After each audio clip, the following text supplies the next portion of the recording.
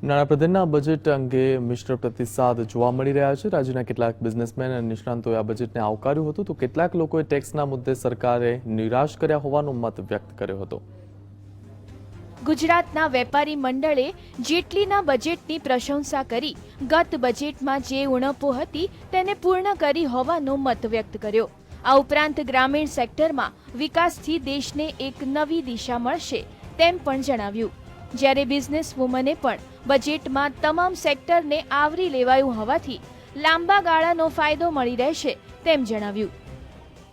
જે પ્રમાણે બજેટ આવ્યું એ પ્રમાણે બહુ રિસ્પોન્સિબલ બજેટ કહેવાય છે। એમને ફિસ્કલ ડેફિસિટની ટાર્ગેટ જે એમને મેન્ટેન કરી છે, નંબર 1। નંબર 2, જે બધા પાસ્ટ રિસન્ટ હિસ્ટ્રીમાં જે બધા ઇન્ક્રીઝ જે અનાઉન્સ કર્યા છે એનું બજેટિંગ કર્યા પછી પણ જે ફિસ્કલ ડેફિસિટ એમને મેન્ટેન કરી છે, ઘણું રિસ્પોન્સિબલ કહેવાય। एकदम ब्रॉड बेस्ड बजट है, उससे काफ़ी पॉइंट्स ही इज़ अटेंडेड।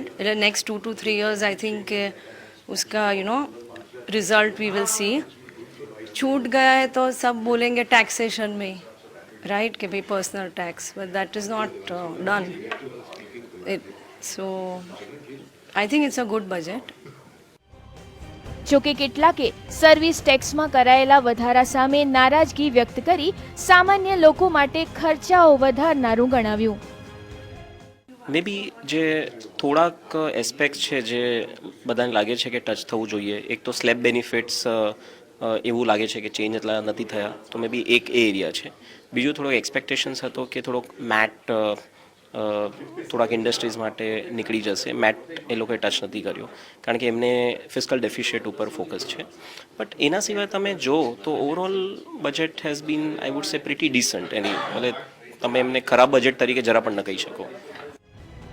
સીઆઈઆઈના ચેરપર્સને કહ્યું કે ગ્રામીણ અને મનરેગામાં કરાયેલા વધારાથી દેશના વિકાસને વેગ મળશે। અપેક્ષાઓ ઘણી હતી અને એની સાથે આપણે જોવા જઈએ તો ખાસ કે રૂરલ ઇકોનોમીમાં અને ઇન્ફ્રાસ્ટ્રક્ચર સેક્ટરમાં એમણે ઘણો સારો ફાયદો કરી આપ્યો છે।